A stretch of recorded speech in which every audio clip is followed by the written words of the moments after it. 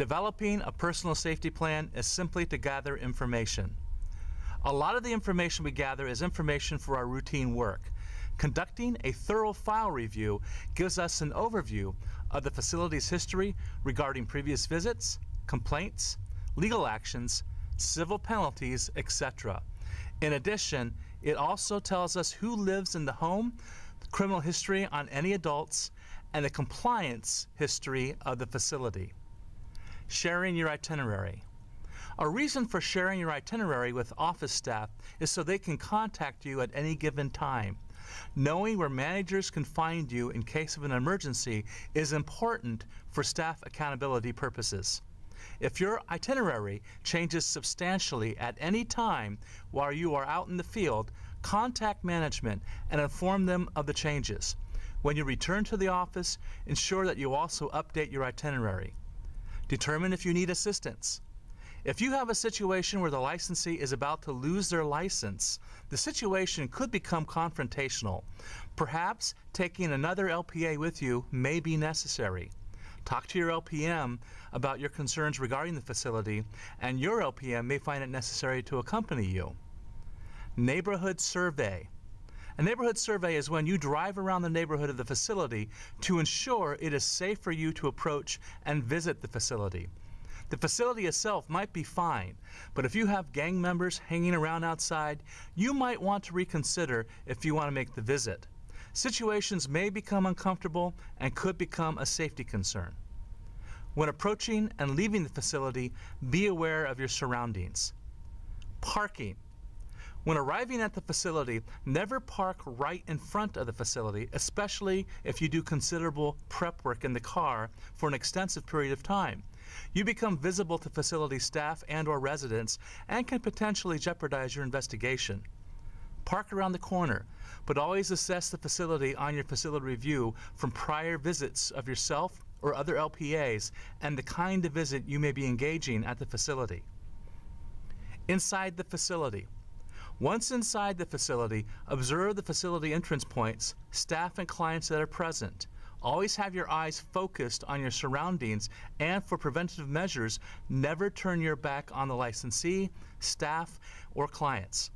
If a danger presents itself to your personal safety at the facility, leave the facility immediately. When writing your reports inside the facility, ensure you have your back to the wall. Your laptop has confidential information, and it is your responsibility to maintain the privacy of your laptop. Preventing someone behind you from seeing your screen reduces the risk of the information being seen. Maintaining a professional interaction with licensees and/or staff. Maintaining a professional relationship between you and the licensee and the clients is very important.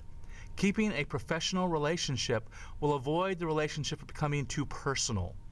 When the relationship becomes too personal, you are overstepping your boundaries as a community care licensing representative. Be careful about giving out too much of your personal information, such as phone number, finances. Withhold from buying products from the licensees, receiving gifts, or even attending their family functions.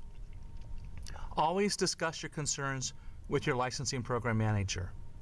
The tools provided to perform your job, including your phone, camera, computer, and car, are valuable assets in your working environment. Be sure to take care of your equipment and use them for documentation and safety purposes. Safety first. Be aware of your surroundings. When you are out and about, you want to be aware of your surroundings, especially in areas you are not familiar with. Walk with a purpose. Be confident and keep your hands free. Don't look like a potential victim. Have a plan. Intend not to get hurt. Hostile behavior. Keep in mind there can be so many reasons for hostile behavior. Reasons can include physiological, sleeplessness, hunger, chronic pain, or illness. Harsh discipline inflicted, drugs or alcohol, medication interactions, poor living conditions, or head injury. When faced with aggressive, hostile people, there are things we can do to elevate or de-escalate the situation. We always want to stay respectful and professional. It is easy to escalate our tone when someone is yelling at us, But remember, we want to remain calm, because as soon as we become unprofessional, they have something to complain about. When they complain to our licensing program manager, they won't mention what they did to upset you. They will just mention what you did in retaliation to what they did. So we always want to be respectful and professional. You want to try to establish rapport. When somebody is angry, they just really want to vent. Sometimes it is better to listen without interrupting and let them vent. When they are done, then you really want to try to continue with the conversations. Try to disengage and neutralize yourself from that personally, although that can be difficult sometimes. We need to be professional in our actions and responses, and that is very important because, after all, we are representing the Department of Social Services. Always let the licensee know that we are not going to tolerate that abuse.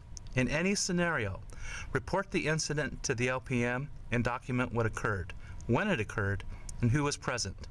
Documentation is the paper trail of the facility's compliance or the licensee's behavior.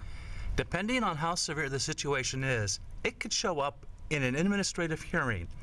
If it is severe enough, we want to complete the CDSS Incident Report Form Gen 1311. If the situation is really severe, we want to call law enforcement. When calling law enforcement, be sure to call 911. This will prevent you from being transferred. Clearly identify yourself to the dispatcher. Use first and last name and that you work with the Department of Social Services. Provide the address of the facility and possibly a cross street. Next, we have a poll question. A poll question is designed to test your safety awareness. Do not be alarmed, as this part of the module will not be scored. Our first poll question is, if an LPA feels threatened at any point during an inspection, what should they do first? Your choices are A, leave the facility immediately and contact the licensing program manager. B, calm the person down. C, be aware of your surroundings. Or D, ignore the person and continue with the visit.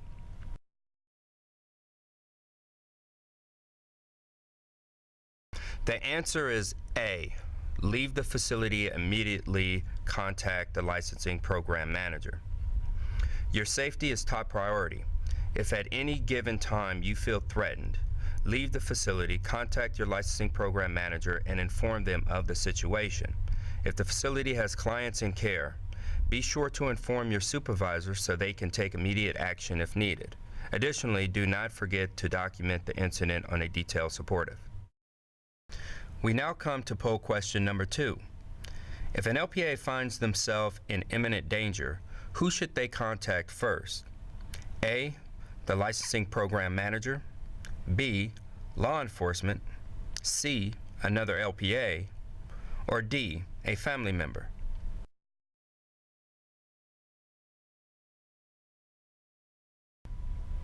The answer is B, law enforcement. If you find yourself in imminent danger, such as an assault, your first phone call should be to law enforcement. This is so emergency personnel can respond and alleviate the danger as quickly as possible. However, your second phone call should definitely be to your licensing program manager to let them know the status of your health and to direct you on what to do next. Predicting and dealing with violence. There are factors common to those who commit violent acts. Research has identified certain traits that make people more inclined to violence. Prior violence. Each time someone commits a violent act, it is more probable that violence will occur again. Since this is the single best predictor of violence, it is a good idea to ask questions about past or current violent behavior if you see this behavior during your visit. Specifically, you want to know about a person's most violent act and how often he or she has violent thoughts. Negative emotions. Several internal factors have been associated with aggressive encounters. These include fear, humiliation, boredom, grief, and a sense of powerlessness. To reduce your risk, avoid putting the provider, staff, or clients in positions that embarrass them. Rather, give the individuals knowledge that empowers them and helps them see other nonviolent options. Physical factors increase the risk of violence as well. These include lack of sleep, physical exhaustion, use of drugs or alcohol, brain trauma, extreme heat, hunger, extreme cold, physical disability, or chronic pain. Situational factors can predict violence. Access to weapons, experiencing childhood abuse or aggression in the home, or feeling a sense of injustice or oppression could lead to violence. Forced removal. There is growing evidence that demonstrates that violence is more likely when children or adults are taken from their living situations, especially if they are removed in front of family or friends. Removal should be planned events. What to look for. Even when you do not have any information about a person's past history or current emotional state, there are signs that you can look for. Observe the person's body. Is she or he pacing or fidgeting, clenching fists or jaws? Does client or staff have a wild look in his or her eyes?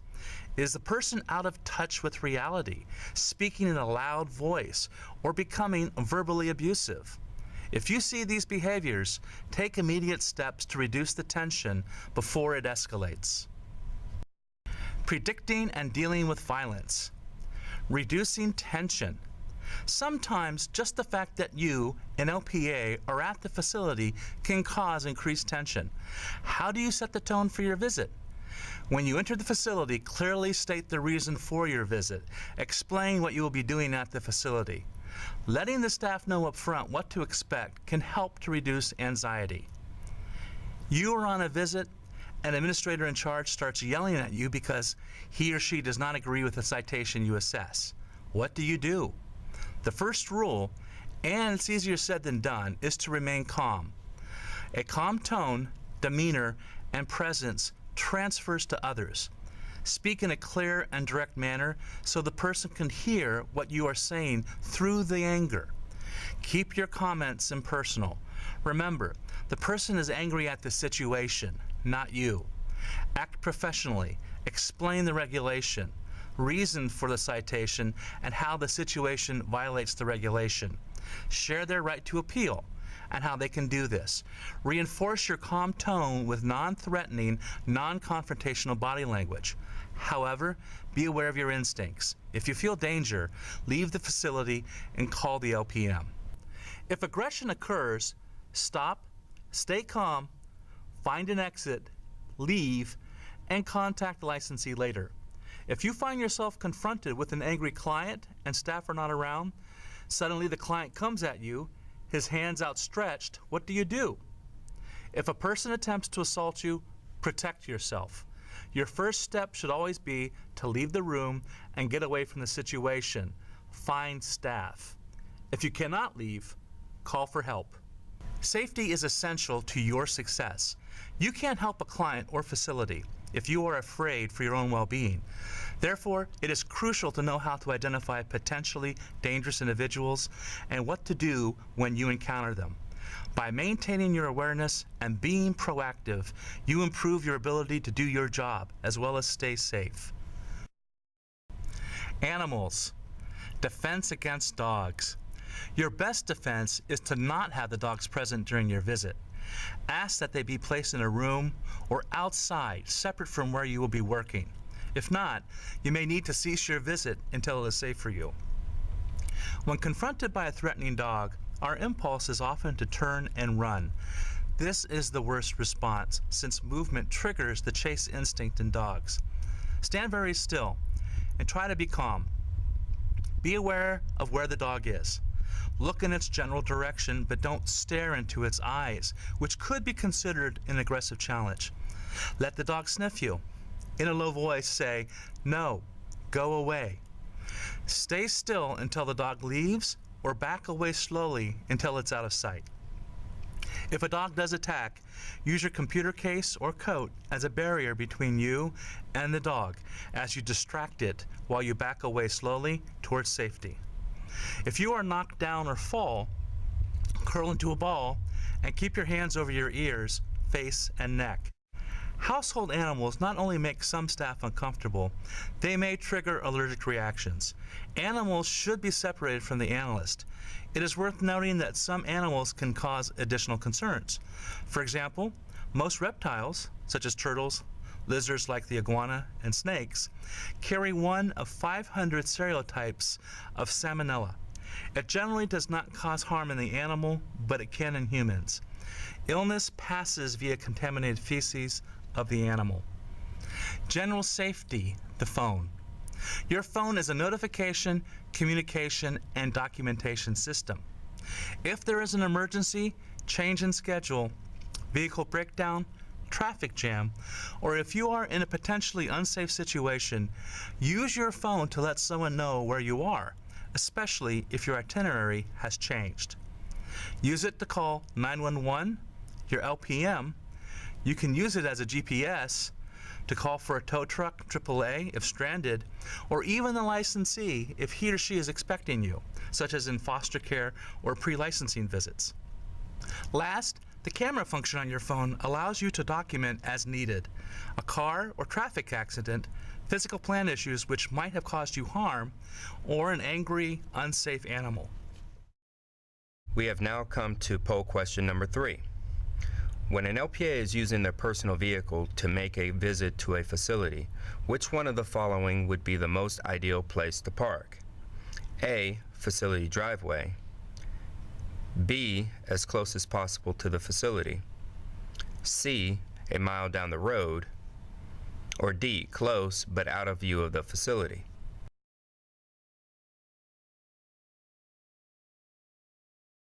The answer is D, close but out of view of the facility.